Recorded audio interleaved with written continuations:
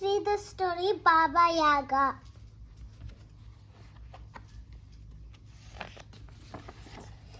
Once upon a time, there was a little Russian girl called Natasha. Her mother had died when she was a baby, but she and her father were very happy until he got married again. That is, Natasha was sweet and kind, clever, yet her father's new wife hated her and was horrible when he wasn't around. One day her stepmother told Natasha she had a special job for her to do.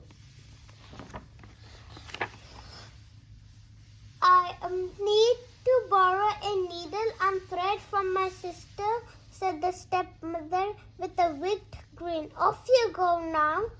She lives deep in the forest and her name is Baba Yaga. Natasha's heart sank. She knew her stepmother was up to something. Natasha didn't like the sound of this sister. She had heard some people say that Baba Yaga was an evil witch. Natasha tried hard to get out of it, but her stepmother said she had to go. So Natasha tied up some scraps of food in an old napkin to keep her going and ahead towards the dark wood.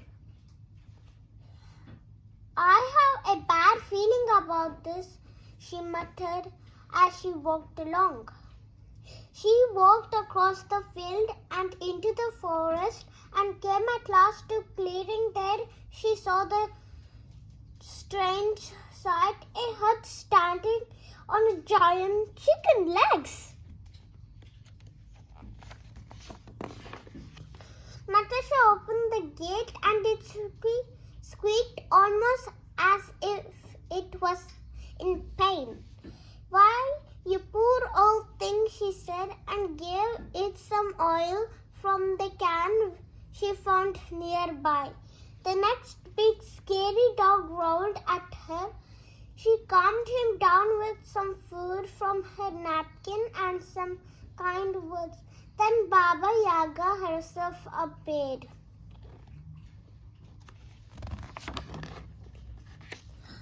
She had burning red eyes and teeth made of iron. Natasha gulped. Please, Baba Yaga, she said. Your sister wants to borrow a needle and thread. Is that so? Said the witch. She licked her thin lips and looked Natasha up and down. Well, you'd better come and wait in my hut while I find them, my dear.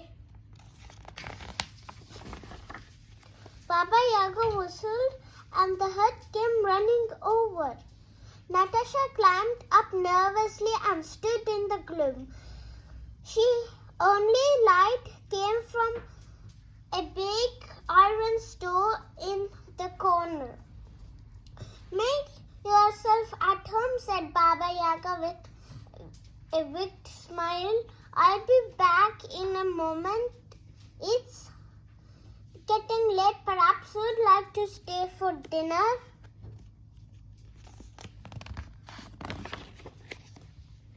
The witch didn't wait for an answer and hurried off. Natasha peeped out.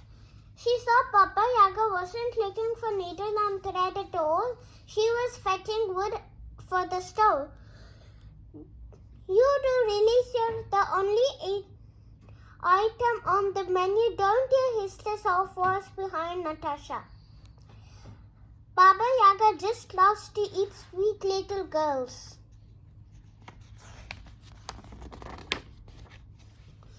Natasha turned around. A terribly thin black cat came out of the shadow. Well, I knew she wasn't very nice, said Natasha with a frown. I can see she doesn't feed you much either. Here, have my last few scraps of food. What a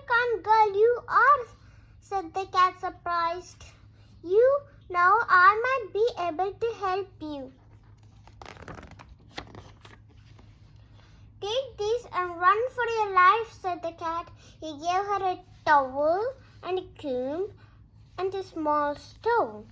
Throw each one behind you when Baba Yaga gets close. Natasha thanked the cat and quietly jumped down from the hut. The dog saw her go but didn't bark, and the gate opened and closed without a squeak. The witch was very cross indeed when she found her dinner had run off. "You should have warned me," she yelled at the cat and the dog and the gate. Why, said the cat, "she was nice to us. You have always been horrid." Baba Yaga scolded and stamped her foot when she hurried off after Natasha.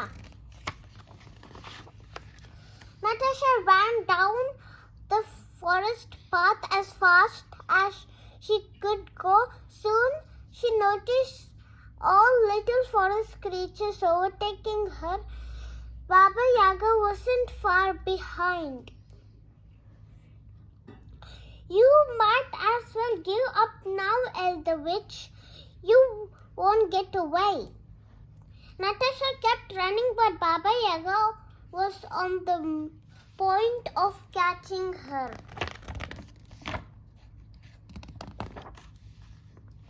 Suddenly, Natasha remembered the thing she was carrying and the wise word of the cat.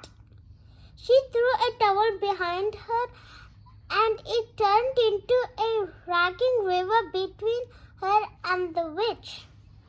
"Bother!" shouted Baba Yaga, shaking her fist. Phew, thought Natasha. But Baba Yaga simply drank the river, and Natasha ran off once more. She shot out of the forest and headed across the field, Baba Yaga closing in behind her. Natasha threw the comb over her shoulder, and it turned into another forest. "Bother!" screamed Baba Yaga, shaking her fist. Before Natasha couldn't even think. Phew! The witch started chewing a path through the trees.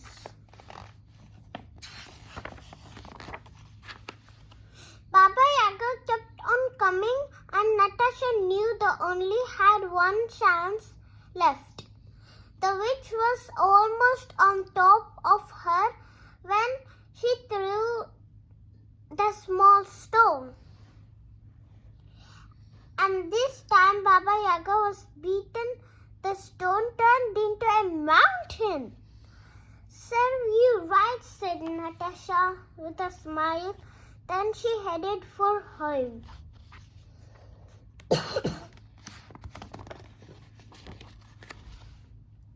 Her stepmother was very surprised to see. Natasha told her father all about what had happened and how her stepmother had planned it all along. He was so cross, he told his wife to pack her bags and get out of their lives forever. "Good riddance, you bad rubbish," he said. Natasha smiled. She had to agree. Thanks for watching. Bye bye.